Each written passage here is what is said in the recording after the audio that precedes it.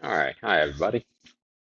So, what we're going to cover today should be a pretty short lecture and pretty straightforward. So, last time we had done some basic Bayesian inference. We had done like the book bag and poker chips, and we tried to predict how likely how confident we were in uh, what was in the bag, how many poker chips there were. And then most recently, I went onto the computer and we did it on the computer using the grid approximation for the coin flip for how likely it is to be heads or tail, how likely the coin is to be biased in favor of heads or tails. And I showed you how to do things with different priors and stuff. So we kept ending up with some sort of distribution for our belief, right? Where here was the probability of heads, and maybe here the average was say 40%, right? And so we had some distribution here, and this would be down here at 1, this would be 0, and presumably there wouldn't be anything there, right? So, we had this type of distribution, um, but lots of times we want to actually do something with this. Maybe we want to make a decision.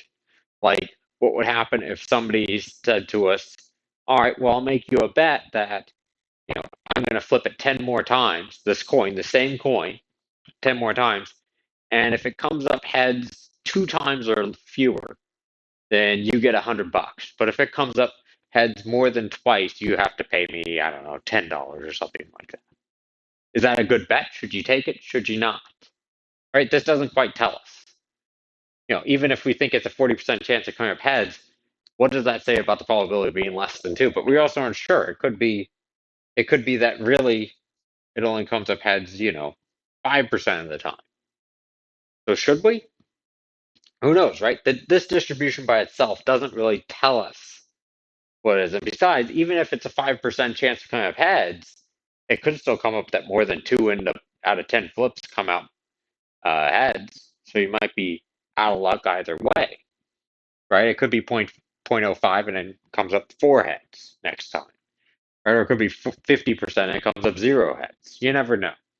So we want to maybe be able to manipulate this somehow and figure out some meaningful information. We might also have the situation where you're told, okay, well, can you tell me just in two numbers describe one number or two numbers describe this? I don't want to have to think about a full graph. Somehow simplify this, condense this information down to communicate with me. And so we're going to talk about how do you take this and start communicating it down. And the secret to doing all this is going to turn out to be using counts. And it's useful, and using counts, which is something which I'll explain in a minute here, right, is useful not only because um, it helps us easily do the math and understand what's going on, it's much more intuitive, which I'll show in a moment, but it also will eventually be all that we have. Once we get to more complicated problems, we're never actually going to be given this full distribution. We just won't be able to calculate it. All right, mathematically, it's just going to be too hard, and computationally, it's going to be too hard to actually get this raw distribution. The best that we end up having are algorithms that will let us get random samples from it. Just like the equivalent of flipping the coin multiple times, we get a count of, okay, 4 heads, 6 tails. From here, what we'll end up getting is just little counts, right? Where we're going to draw it at random. Maybe we'll get a count here, maybe a couple of these. We're going to get a bunch near the middle, right? And it will end up being the shape of this, where we get a lot of the samples and random counts that happen to be centered around 0.4, which give us an idea that, oh yeah, what we think is that it's centered around 0.4, but it could be a little bit bigger, it could be a little bit smaller. And then we're going to have to take these and try to summarize everything. All right. So that's kind of showing you ahead of time what we're going to be doing. All right. So let's go back, turn back the clock to actually what we did in class last week. And what we had this one problem with cancer screening for women in their 40s. And what we said was that we had the data, that probability of being a positive test result, given that you had cancer, was 80%. We also had the probability of getting a positive test if you didn't have cancer was 10%. Should be 0.1. And finally, we knew that the probability of cancer, the prevalence of cancer in the population of 40-year-old women or women in their 40s was 0.004. All right. And then we wanted to know at the time what's the probability that you actually have cancer if you get a positive test. And we did a bunch of Bayes rule math, and it wasn't that intuitive, right? And we had to do a bunch of math. It took a little bit, and we ended up getting something that was like 0.314 or something like that. I don't quite remember. It was somewhere around 3%, though, which was perhaps a little counterintuitive result because you think, okay, when if I have cancer, I get a positive test 80% of the time. So certainly, it would be more than 3% chance that I actually have cancer. But it turns out not to be because it's so rare and there's false positives. Now, to show you that counts really do help with this, let's actually try doing this problem one more time, but with counts. So suppose we get 100,000 women in their 40s and test them with the mammogram. So we have 100,000 women. Out of these, how many on average do we expect to have cancer? Well, 0.004. So let's think on this. If it was 40%, we'd have 40,000. 4%, we have 4,000. 0.004, and so 0.4% would be 400 have cancer.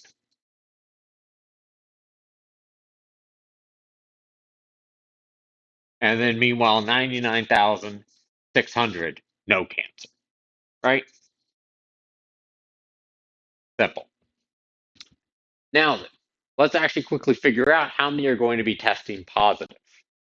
So first of all, of the women with cancer, 80% come back positive, right? So actually here, let me write it down a little bit further. Let's say 99,600 no cancer.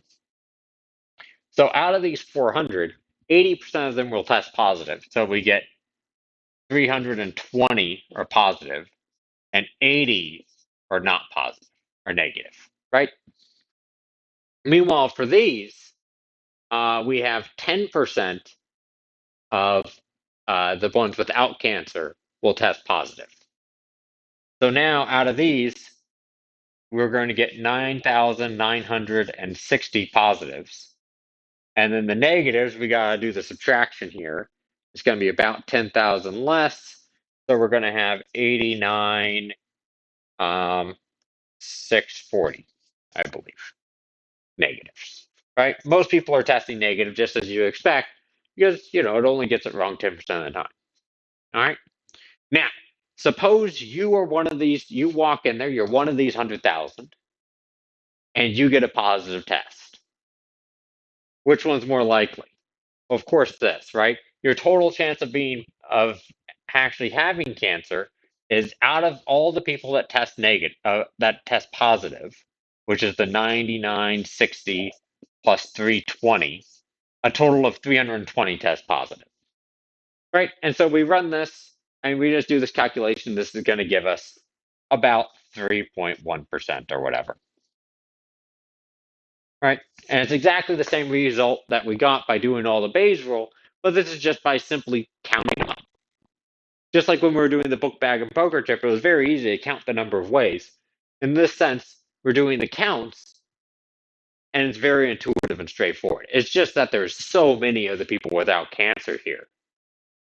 And you haven't, just like we were saying, that's why they've started to recommend that you do it only if you have a family history of cancer. Because then, now, if you say of women with family histories, now there's a lot more that actually have cancer, and there's a lot fewer without the cancer. So that way, it starts balancing out these percentages, and it's more likely you actually end up having it. All right. So now let's see how we can use these type of counts, to helpfully describe the distributions that we got last time.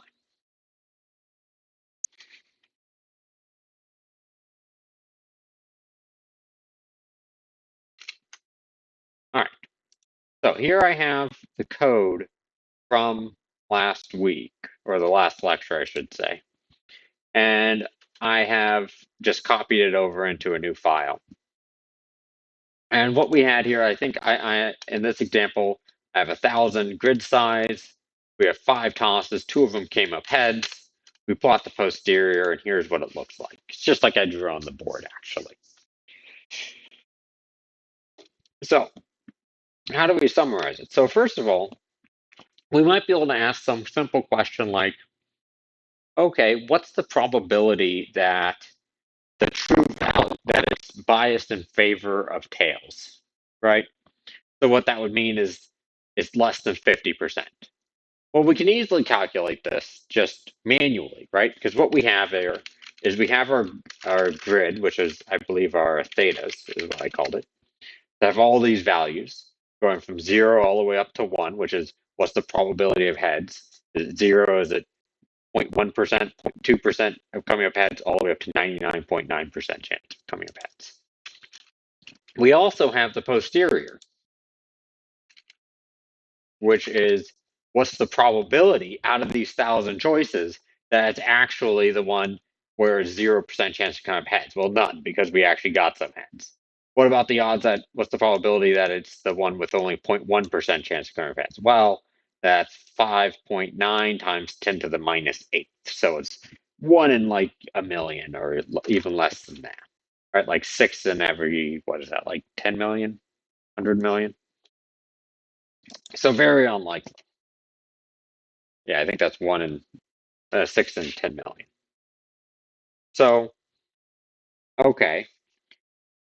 But how do we figure out the probability that is less than 0.5, less than 50-50? Well, what we can do is we can just say theta's greater than 0. Less than 0.5. If you want to know what's the odds that it's biased against heads. And just like I think I told you last time when we were making one of these priors, and this is, by the way, with a flat prior, a flat uniform prior where everything's equally likely. We can just say theta is less than 0.05, and immediately says those are all true. The first half are true, the rest are false. And then all we have to do is we multiply this by the priors. Not priors, posterior. And what this does for us is it says for all the ones that are below 0.5, it treats them like a 1. All the ones above 0.5, it treats it as a 0. And so now this says, okay, this is all the probability for the ones that are below 50-50. And then for above 50-50, it just zeroes them out. And now we can just take the sum of this, and when we sum it all up, that should give us the total probability that it's less than 50-50. And so there. And there's a 65% chance, 65.5% chance that this is biased against heads, right? Where the probability of heads is less than 50-50. Easy to do that. We can do that for anything that we want. We can instead say, what's the odds that's less than 20%, right? And there we go. It's about 10%. Easy.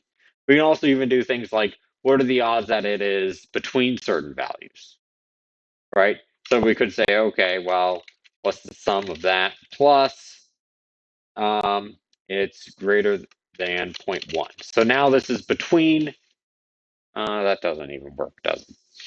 Let me see here. I think we got to be a little bit more careful here. Theta's less than 0.05 times that thing. We're going to have to combine it a little bit here. And we might be able to do like an, I think like there's an ampersand there. Is that what, I think that's what we can do.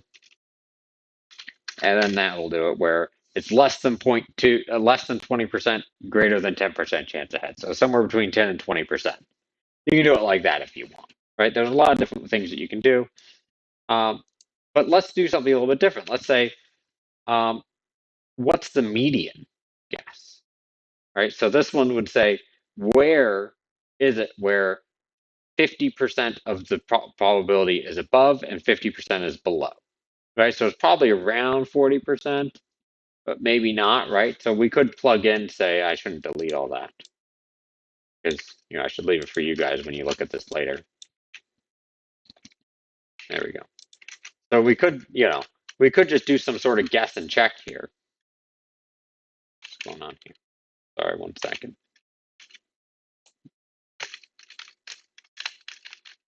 Something messed up with my machine here. Let me just delete it all together.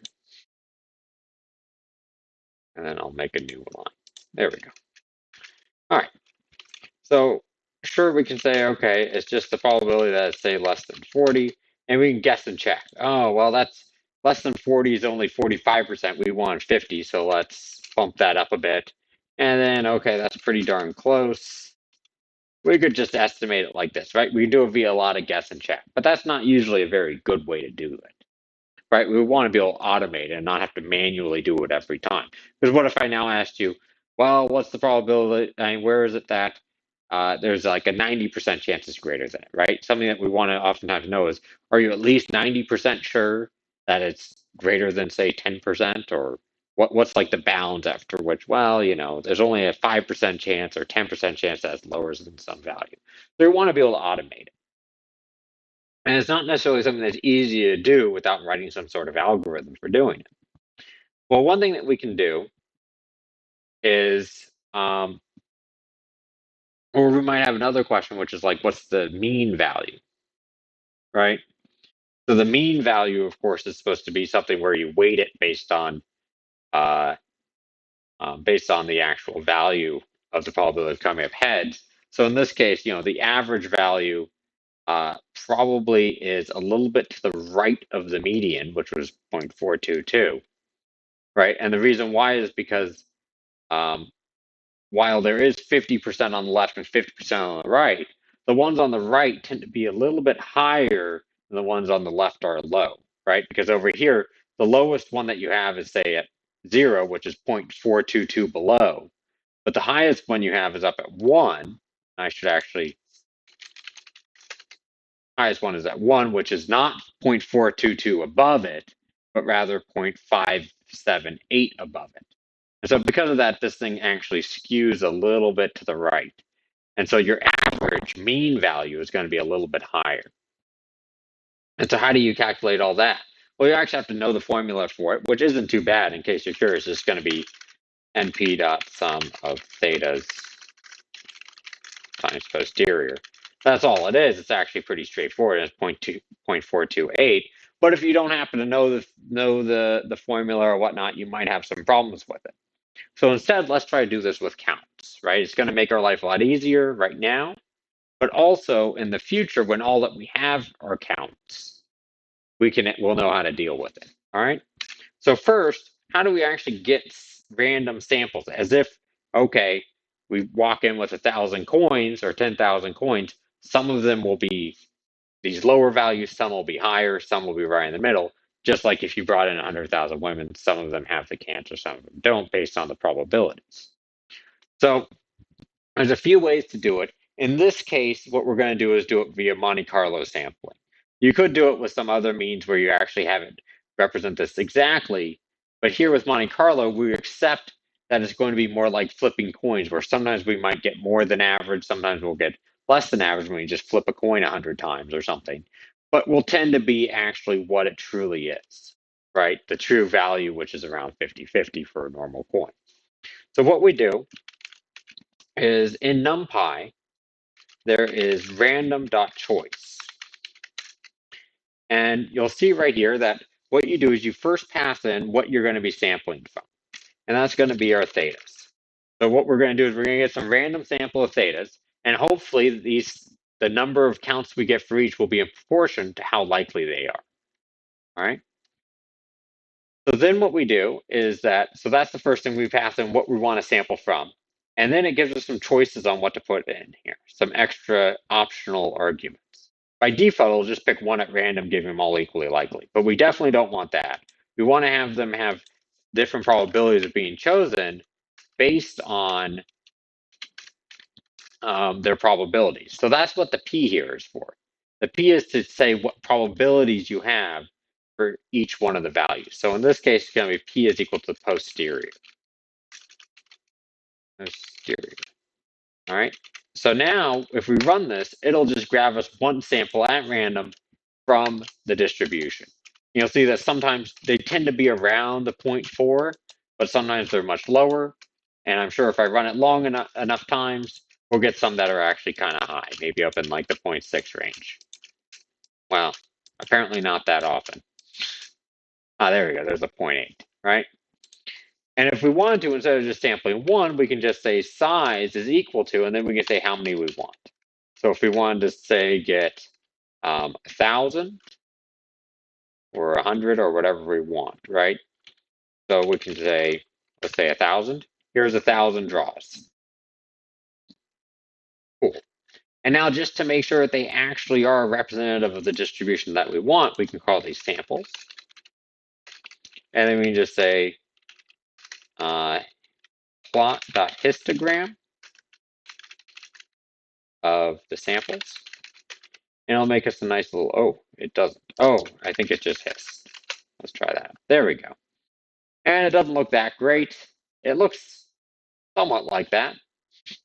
But let's up the number of samples to, let's say, let's do 1,000,000 really fast, just to show you that once you get a lot of them, it really will look just like the distribution right there.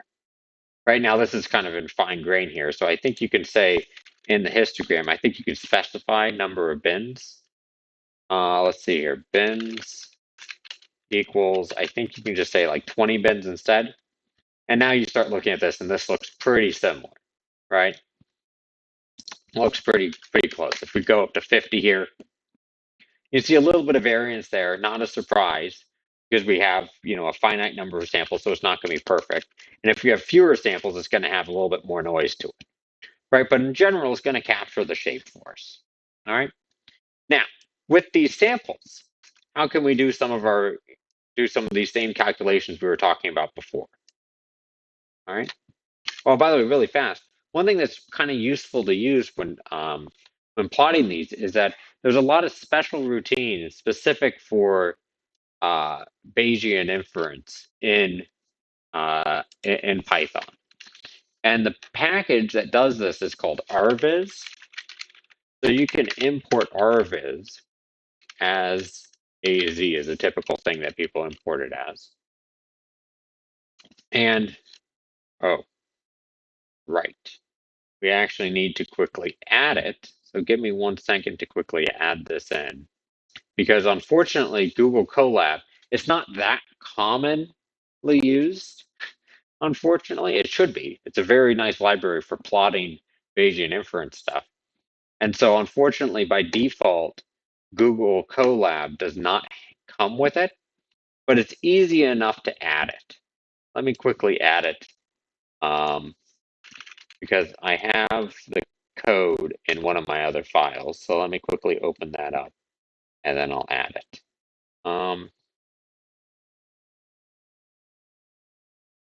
Just take one moment here. Here we go. So this is just a command that you just plop right at the top and then it'll work like a champ. What it's doing is going straight onto GitHub and downloading the current up-to-date version of rviz. And so if you run it, you'll see it'll take a second to run here. Oh, still doesn't like it. Oh, could not install? Oh, that's disturbing. Let me take a look at this. One would hope that would have worked. File not found. Oh, now I'm in deep trouble. Let's see here. GitHub. It was working just the other day. I promise. Let's take a look. So rviz. This is how you can already see there. Wow, look, they have pretty much the exact plot we're doing. So let me just quickly grab the release of this. Create a release, source code, zip.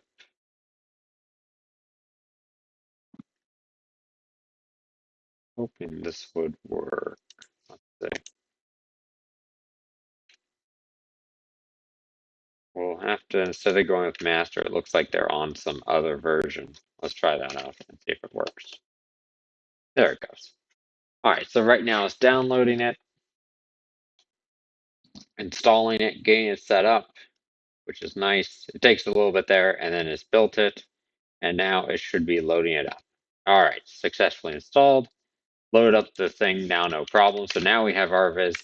The good news is that you only have to run that once every time you start up your Google Colab, and then it works. So now let's go back down here. Now with ARVIS, what we have is that they have a nice little thing called plot KDE. And we can just pass in the samples directly. It'll make a nice little plot. Looks like this. Now, as you see, it's a little bit weighted. What it's trying to do is it takes all the samples and it tries to make a nice little continuous function for it. Now, as you'll see, is that if I bump this up to, say, 1,000,000, it should look, wow, you see it's a little bit spiky there. So let me explain what it's actually doing, and you'll see that why it makes sense, all right? Because this is actually a really helpful function that we're going to use throughout the semester. So KDE, what is it and what's it doing, right? Well, the KDE stands for kernel density estimation. And all it does is it's a common technique used in a lot of different fields. And what it does is every single point that it sees, so let's suppose that we have one sample that is right here, right? I'm giving away the jumping ahead. Right, we have some sample right here at say 0.1. What the KDE function does is it adds a little hill right at that data point. All right. And then when you get to another point, it adds a little hill there, right? Same size and shape. And then if you get another one, let's say right here, then it will add another one, another hill. But now you actually add the two together. And so what it ends up looking like is the two kind of add together and you get a little bump there. Now you do this 1,000,000 times and then you've add all these bumps together. And so what you're seeing there is you're seeing a few of these extra little bumps there. Now, the one extra thing that you want to do with a KDE function like this, algorithm, is you want to figure out how wide these hills should be. These hills are normal distributions. And it uses some algorithm to try to figure out it automatically. Clearly didn't do that great a job on this one. So I'll actually show you that you can change the width of them just as a command, and then you'll get it to actually make it look like a nice, crisp function, smooth function. Part of the reason why it was doing that was just because there were so many data points that it sometimes has a problem with it. So I think if you put down here, so you have tons of different options here. I believe one of them should be BW, which is bandwidth. And that's how wide they are. So you can specify it or it will try to estimate it by itself. Right? So there's certain different methods for how it tries to figure it out. So you can specify the method if you want, Taylor or Scott or Silverman or something. Or you can just give it a straight number, and of course it has to be positive because of course the width of these normal distributions have to be positive. So you can say something like, let me do like really small, and you'll see that it just adds up these little tiny things all over the place. Right? But as you make it wider, they start smoothing out more. And then by the time you get to say 0.1, it looks very smooth. But you can see, unfortunately, they're so wide that it starts to add up at the end here when there really shouldn't be any probability. And that's where you got to be a little bit careful. So that's why a lot of times the algorithm will fine tune it. At about 0.01, you can see it looks pretty good. Right? If I go any more, then I end up with what they had, which starts getting a little bit bumpy. So they end up using some algorithm getting apparently close to 0.05. I think maybe 0.15 or so works pretty well. Right, but this is a useful function. We'll use it all over the place. Usually with a smaller sample size, it has no problem. You don't need to specify it. The automatic one works just fine. I need to actually run this with 1,000. Right, it's just that you have to keep in mind that because of the random samples, sometimes when you have a small number, the shape might not look perfect. But that's just the way it is. The histogram wouldn't look great either. All right. So anyway, so that's the KDE. So now let's actually get back to what we were talking about, right? We have all these samples. In this case, I have 10,000 of them.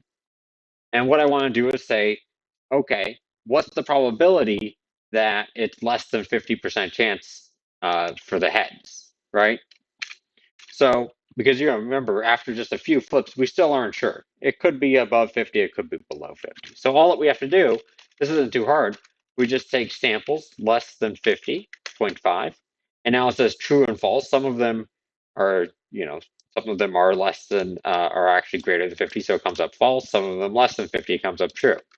And all that we have to do is figure out what percentage of them come out to be less than 50. So we just have to say divided by the length of the samples, right? Which is like 10,000 or whatever I said, right? Because if in total 5,000 or less than 0.5 out of the 10,000, then 50% are less than 0.5. So we run this, and I forgot I need to actually sum it up, right? Don't forget that. You have to take the sum of all these zeros and ones, because that'll give us the total number that are less than 0.5, and divide by length, then it comes out to be 65%. So out of these 10,000 samples, in reality, it's exactly 6,546 were less than 0.5, right, or 65% of them. And what we had said theoretically was, oh, I forget. Let's see, according to the theory, we should have gotten 65.53, right? It's pretty close, right? It's within like 0.1%. And if we had done more samples, it would have been more precise. But usually this is good enough for just, for general, it's not like suddenly my decision is totally going to change just because of this slight error on the third decimal, right? So we can do that. We can also do things like I was saying, like let's say we want to get the median. Well, luckily, the median is much easier to get here than it is in the other one with guess and checking, because now all that we have to do is, in theory, we could just sort all the numbers and take the one right in the middle, right? So out of the 10,000, we just sort them, and then we take the 5,000 or 5,001 or whatever it is. So I believe there's even a numpy.median, which will do that for us. Oops, we don't need to say the 0.5 there. Oops. So just out of the samples, give us the median, 0.42, done, right? Very straightforward, and I got it for us because it was just able to sort and take the middle. In fact, if you'd like to see, I can say np.sort. Here they are sorted from smallest to biggest, and then we can just say of 5,000, and there it is, right? We could have done that on our own with no guess and check involved at all. We can also say what the mean is, right? So there's the median. Let me also grab the mean for us. So the mean, luckily there's just a numpy.mean, which once again, we could do this with numpy, or we could have calculated it, which is once again slightly bigger, 0.428, but we could have calculated it on our own too, right? All that we have to do is what? Find the average, right? So we sum up all the samples, divide by the length of the samples, and that's it. There's our mean, right? We could have done this by hand, right? We just take the sum them all up, divide by how many there are, and there's your average, right? But luckily there's this one built in for us. So these are much easier to calculate than they necessarily were when we were dealing with just the, I was going to say the PMF, but just the posterior and the grid itself. The samples are much easier to deal with. And also things like if you want to actually get, rather than just the median, but also say where the 10 percentile, 20th, 80th, and whatnot, there are a couple functions for that. They're almost identical in NumPy. There's percentile, which you can put in the samples, and then you can say, I want, say, the 10th percentile and the 90th, right? And it'll say, okay, it's at 0.19. That's where 10% of the samples are below that. And then the 90th says that 10% of the samples are above 0.668. Or alternatively, the almost identical one is called Quantile. And the only difference is that rather than doing it from 0 to 100, all the numbers you put in that you ask for are between 0 and 1. So that's 0.1, 0.9, and then it gives you the same answers. So you can do that anyway. And so that's a nice way to summarize, saying, okay, the 10th percentile is right here, the 90th is right there. That's one way you can do it. You can, of course, plot it, or you can get these numbers like mean and median.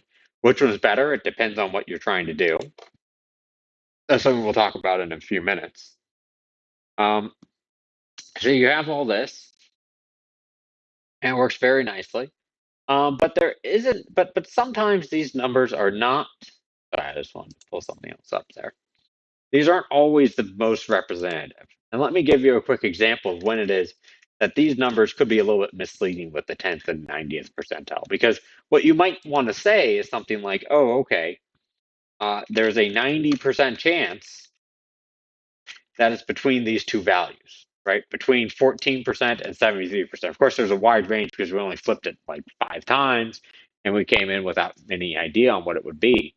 So we might say, though, okay, we're 90% sure it's inside this range. But that's not always a good range to try to give somebody. If we had to knock it down to just two numbers, right? Because like I said, we could just give the mean or the median, but that doesn't really give an idea of how uncertain we are. So a very common technique is to give these type of percentile ranges that tell you, okay, well, I'm 90% sure it's within this region. Now, you have to keep in mind, though, are we actually 90% sure? Well, it depends, right? Because that might not be a very good term to be using. I'm 90% sure of it, because it depends, because we have a lot of assumptions built into it. One of the assumptions was that it was uniform, right? That our prior was uniform. But another one, for example, is that we assumed it's the same coin the whole time, right? And that weight isn't changing. It's not somehow changing in bias. Because in real life, we aren't usually measuring coins, but maybe we're measuring a person's decisions, right, in the lab, right, which is what we frequently do here. So we might watch them, and the first few times, they pull, maybe they choose heads twice, and then they choose tails 3 times because they're actually making some choice, left or right on some screen or something, or buy or don't buy in a market, right? So they might choose to buy, don't buy, don't buy, buy, don't buy, right? And so it could be, oh yeah, they're just choosing at random. So we might model that as if they're flipping a coin. But it could be something else. It could be like they went don't buy, don't buy, don't buy, and then buy, buy. And now if you're trying to predict the future, you might say, well, maybe they started off not buying, but now they're just buying. So in the future, they're just going to keep buying and buying.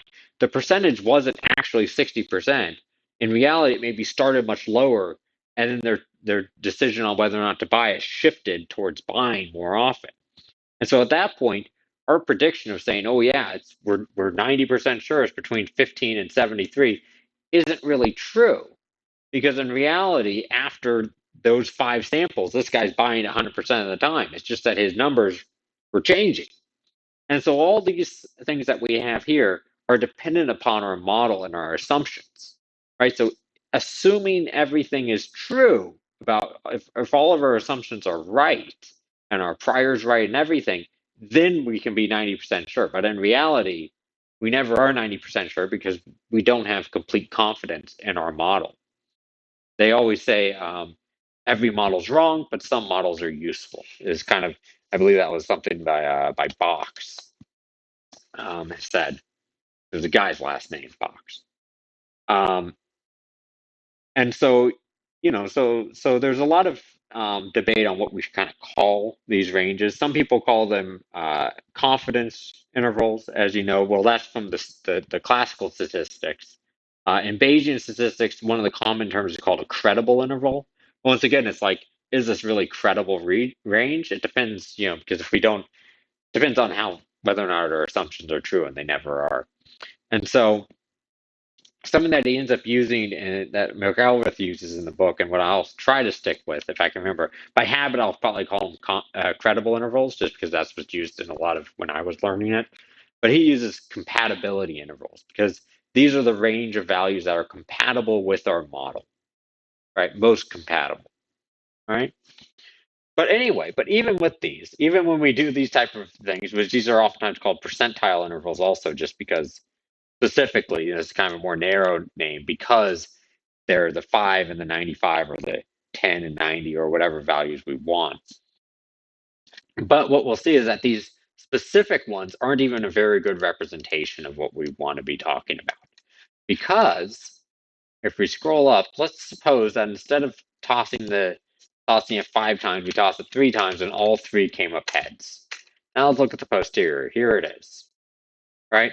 So our best guess would be that it is actually only heads, right? That's a double-headed coin, right? Now we can go down and we can calculate everything again. Let's grab some samples from this, 10,000 of them. I'll plot the KDE. All right, looks pretty good. Now we can go down. Here's our samples here. We can do our math. Only a 6% chance that it's less than 5% according to our model, given all of our assumptions, right? We can find the median is 0.8 is 84%, mean is 80%, right? You can see it's quite different there. It's a 4% difference because at 50% right here, but there's a lot that are much, much lower. And so because of that, the mean is kind of pulled to the left a little bit, right? And now if we try to use these quantiles or these percentiles, what we end up with is we say, oh yeah, we're 90% sure it's between 57% and about 98%, right? Well, this is an 80% one, right? So we're 80% sure it's between 56 and 98. All right, according to this model. That's what's compatible with the model. But that seems like a slightly strange choice for a range there, because what's our most likely guess, right? Our best guess as to the value is actually 1 here, but we're leaving it off because because the definition of what we chose was that we're leaving, say, 5 or 10 or 5.5% to the right and and the same percentage to the left. But that's not necessarily what we want. What we probably want in reality is, say, the 90%, or what he frequently uses in the book is 89%, whatever range we want, 95, 90, 89, it doesn't really matter. But we'll be consistent with the book and say the 89%. What's the 89% region here with the most probability in it, right? And so here what we would do is we grab not the middle region where there's a certain percent on each side, 5.5%. Instead, we would choose the range in which covers the 89% with the most area, and with the highest probability. And what this turns out to do is that when you do that, because you're using the areas with the highest probability, this is also the skinniest region with that percent in it. All right, because if you wanted to say you have 89% and you start off at the bottom here, you have to have a wide range to get up to 89%. But if you start off with the one with the high probability, then you get 89 in a much shorter amount of thetas here, right? Of probability, right here. You get the 89% with a much smaller range of possible values for the probability of heads. And so to get this is called the highest posterior density interval, HPDI. I might have the P and D mixed up, but whatever.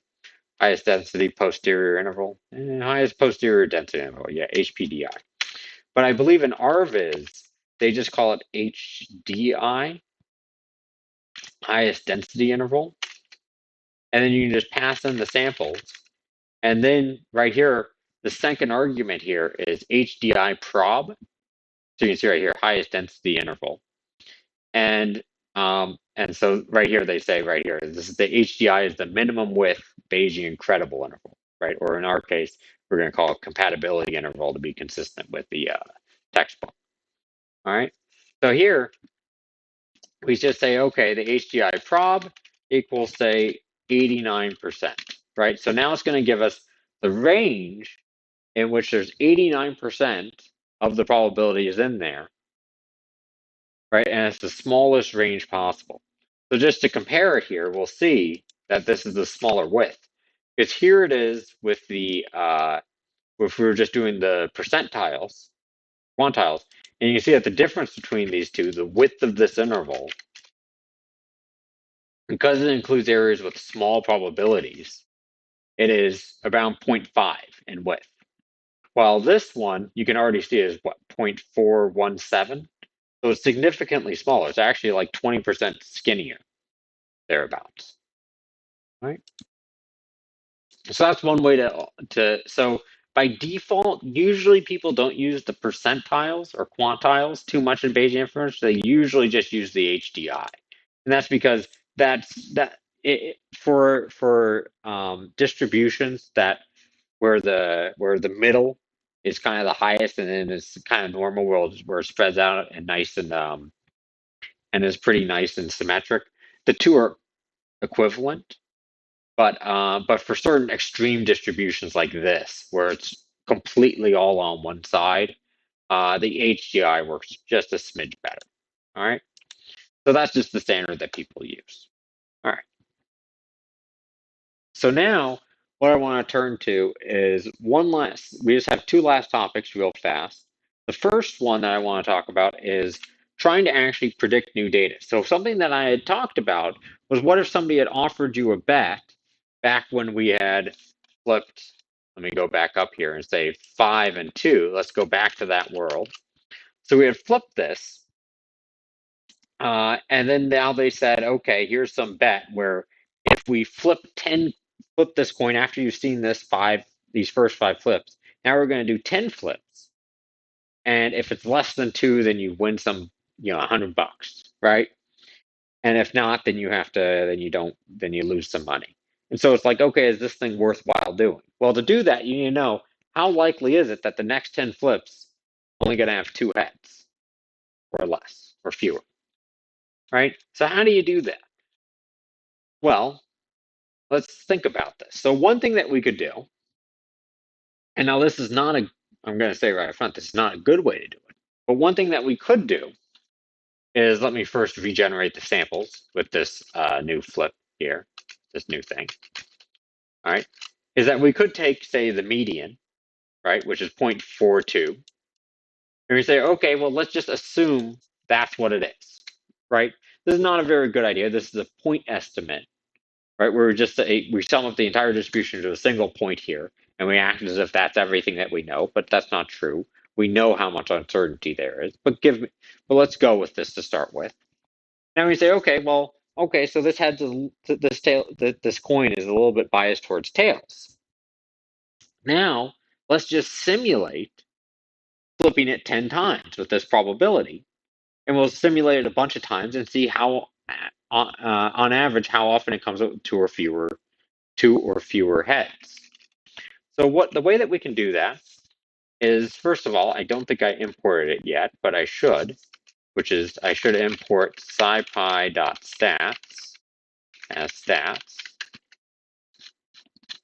I'll let that run for a moment. And what we have to do is we have to simulate these coin flips. So the way that we do it, and this is something that we had started to talk about, I think, some last class, but I don't think I fully actually said it, which was that when you flip multiple coins, we walked through how you had to calculate the different probability for how many times that it was coming up heads, right? And we had said, okay, it's whatever the probability is to the power of the number of heads, 1 minus the probability to the number of tails, and then we had that thing in front, which was the number of ways that you could organize those number of heads and tails. Now, in general, if you want to know what the probability is of, if with 5 tosses and 50% probability of coming up heads, what's the probability of it coming up 0 heads, 1, 2, 3, 4, 5? The general formula for it, which is what I wrote right there, is also called the binomial distribution. And so what we can do is we can use the binomial distribution here. So we can say stats.binom right there. And for example, I probably shouldn't erase that, but that's okay. You can figure out with the binomial distribution and say, let's just quickly do it first with 50% here. What are the odds of getting 0, 1, 2, 3, 4, or 5? Well, we'll go up to 10 just because that was what the example was, with, say, a 50% probability or 0.4 probability. And so this is called the probability mass function, which is exactly what it kind of sounds like. At each value, 0 heads, 1, 2, all the way up to 10, what's the probability for getting that? And the way that you write this is you just say, okay, I have to try to remember exactly the formula for this. Give me 1 second. I don't want to type something in wrong here. I believe it's PMF. Here we go. So first we're going to say that the probability is 0.427. Is that what I went with? 426, right? And that the number of trials, right? So the number of tosses is going to be 10. And then finally, what we're interested in, though, this isn't enough. we have to also mention how many do we want, right? So what's the odds of getting, say, 0 heads if the probability of a heads is 42% and we throw it 10 times? And then it says, oh, well, that's 0.3% chance, right? And then what about for 1? All right, that's about 3% chance, and 2, and so forth, right? We can go through it all. 3 has a 19% chance, 4 has a 25% chance, and so forth. One thing that we can also do, though, is we can just say, give it for all of them, right? So we pass in a list here. Range just gives us a list. I don't think I ever mentioned that. Oh, that doesn't show you it. But here, I'll show you. They list there. Range of some number n gives you a list starting from 0 up to 1 minus that number. The reason why is that although it right now is counting from 0 to 10, and you think range of 11 would give you 0 to 11 or 1 to 11, the reason why is that it starts at 0, and this right here is how many numbers it gives, is the way to think of it. So it starts at 0 and it counts up 11 numbers. So it turns out going from 0 up to 10. All right. So here, what it does is we pass in 0 to 10 here, and now it says, okay, here's the probability of getting 0 heads. Here's the probability of getting 1, 2, 3, all the way up to 10. So if we wanted to, we could easily just take this and figure out, okay, what's the sum of these 3 numbers, and that's the probability of getting 2 or fewer heads, right? That looks to be what, like 10%, like 13, 14%? I'm not going to count it up right now, but it's easy enough to do, right? But is that really a great estimate of it? I don't think so. I'm going to argue no. All right. And the reason why is this. While it's true, while it's true that this is our best guess, or one of our best guesses, we can debate on whether or not you should use the mean or median or mode. The mode being the highest point on the of the distribution, which I believe you can also get. I think there's like a stats.mode that you can use on samples, and it'll tell you. I think there's also possibly one also in RViz that'll give you the mode. But I don't typically tend to use it. So we can argue on which point estimate to use, but that's just a point estimate. It doesn't capture our uncertainty very well. And the reason why that's a problem is the following. Let's suppose, we could go back to the 3 and 3 again, where suppose that I said, let's go back to the 3 and 3 just to show you. If I asked you what's the probability that you're going to be getting 0 heads, right, a super extreme result, right, you would say, oh, well, maybe it's not that likely, sure, but how unlikely is it? Let's try taking a look at it using this method that we were just using, right? If we take the mean, which is, or the median, which is 84%, so maybe I'll just switch this to np.median of samples, right? Oh, we have to be a little bit careful here.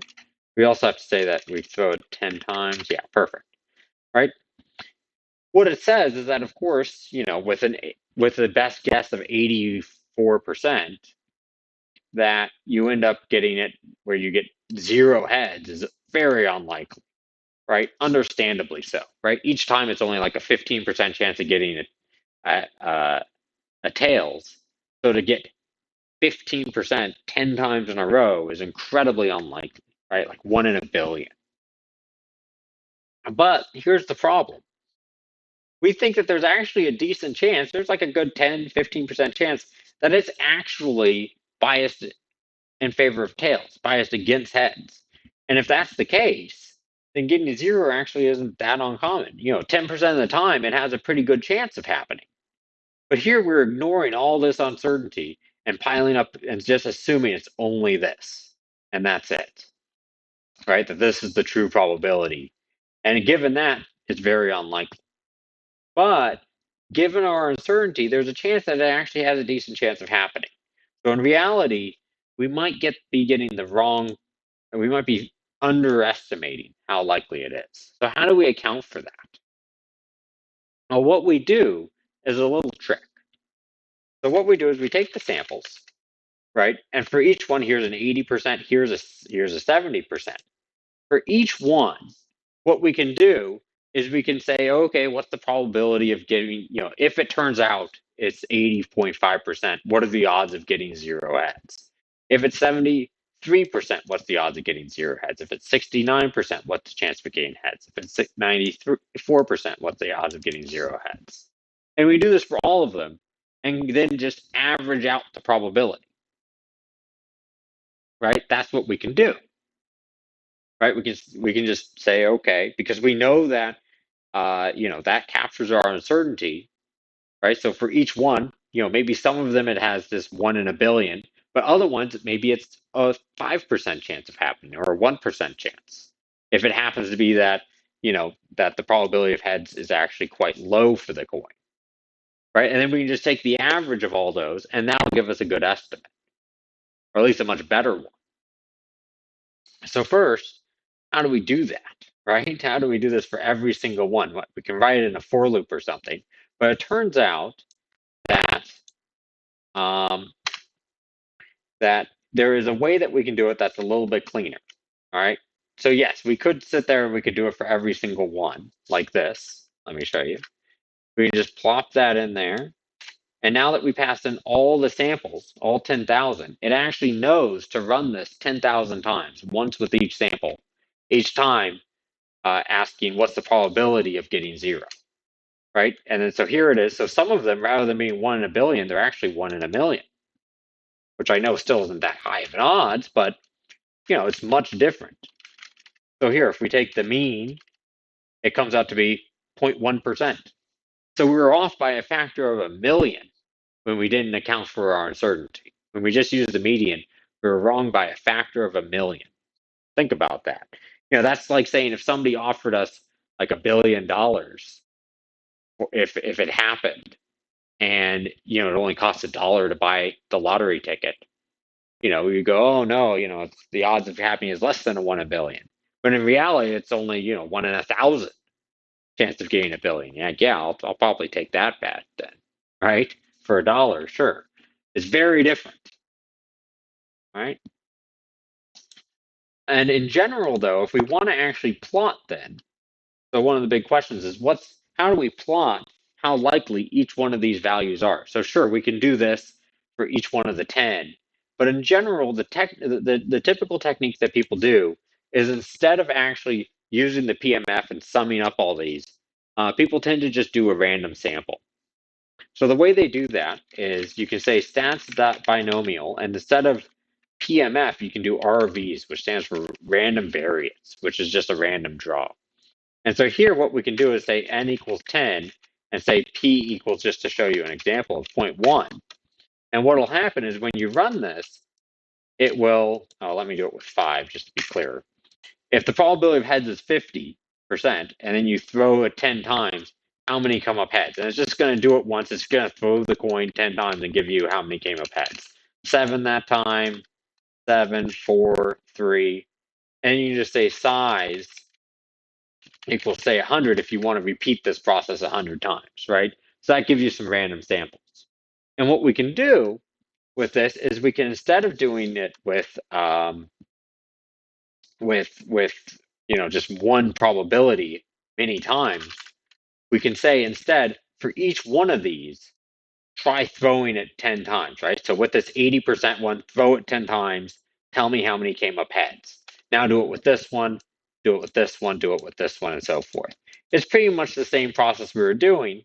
Here it is. And of course, it's not a surprise, the one with only a 70% chance of coming up heads, came up with heads fewer times than a lot of these other ones with, say, a 94% chance, right? And so you can do this. Here's one where it was 75% and all 10 came up heads. And then now if we want to, we can say, okay, do a histogram of this. And here we go. So this shows us that, yeah, it's very likely that you get pretty much all 10. I think I should be a little bit careful with my number of bins here. Bins equals, I think, 11 is what I need to do. Yeah, there we go. That looks better. So this is getting exactly 10. I think it was lumping both the 10s and 9s together and adding them up, and that's why it looks so much bigger. Here's 10, here's 9, here's 8, here's 7, 6, 5, 4, 3, 2, 1, and a little 0 right there. If we want to know exactly how many actually came up 0, we can, of course, take this, and just like what we were always doing before, we can say, okay, this thing equals 1. How many of them equaled 1? Sorry, 0 we wanted. And then we could take the sum of that, divide by the total number of samples or what have you. 7 of them came up 1, out of the 10,000 trials. 7 of them came up 0, I mean, right?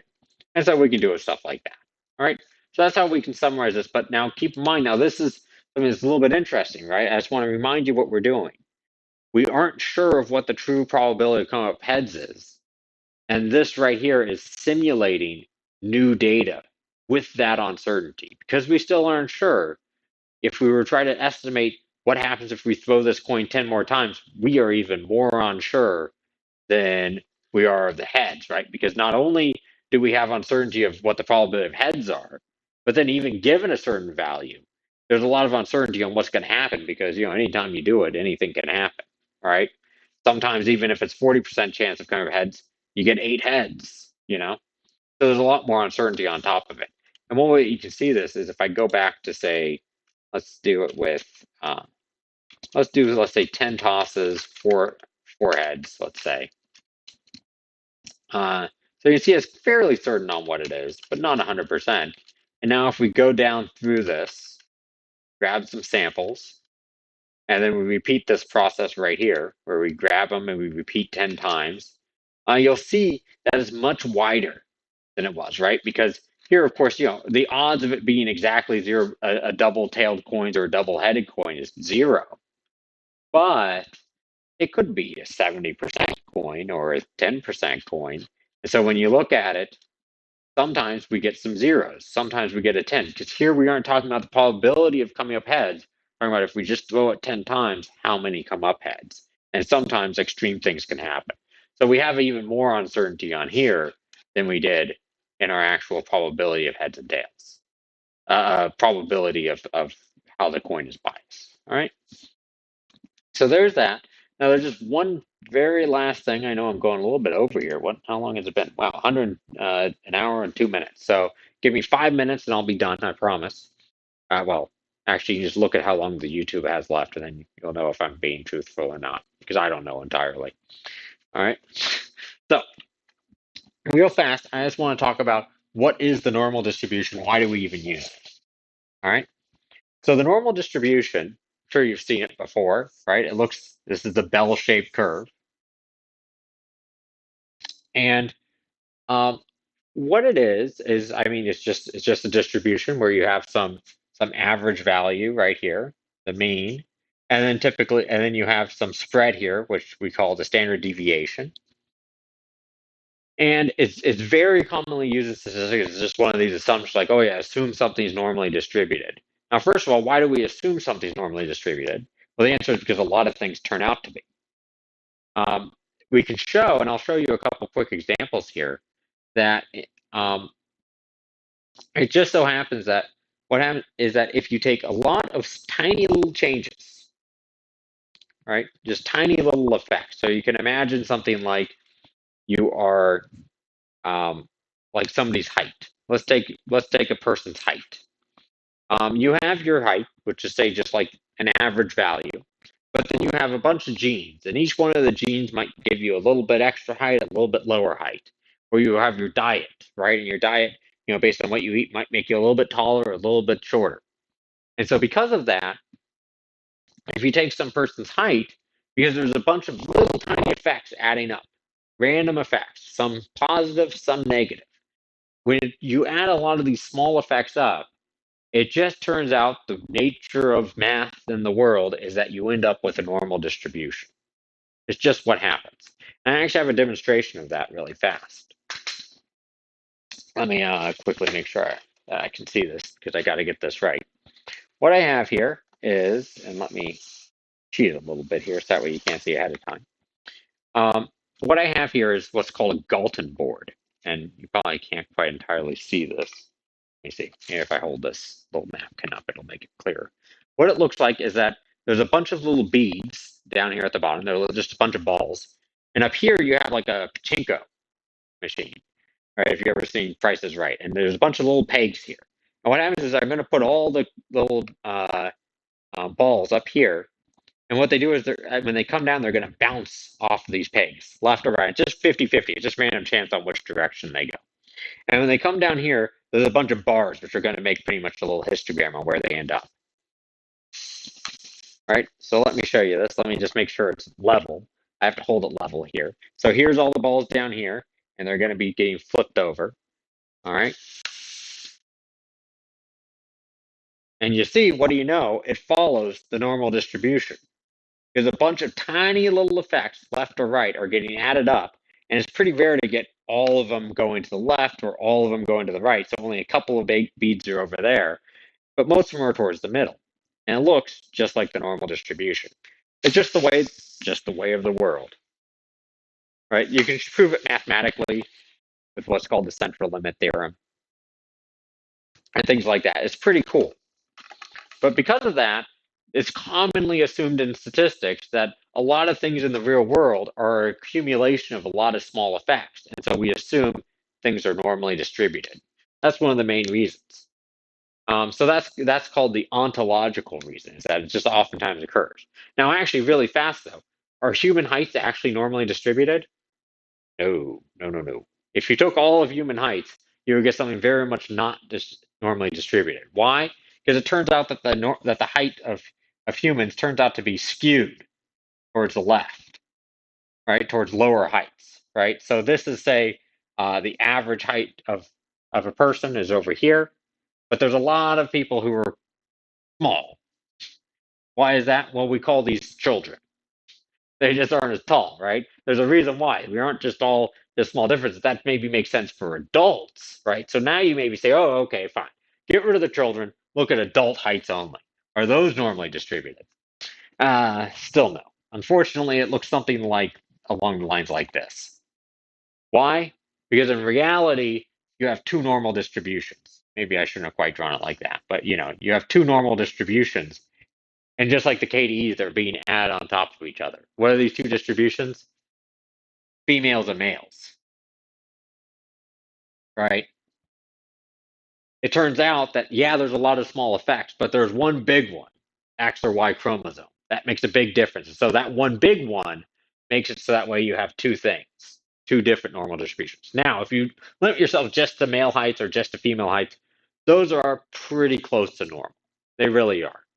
And that's because it really is, there's a lot of small effects being added up. So it's pretty close to normal if you really isolate it down.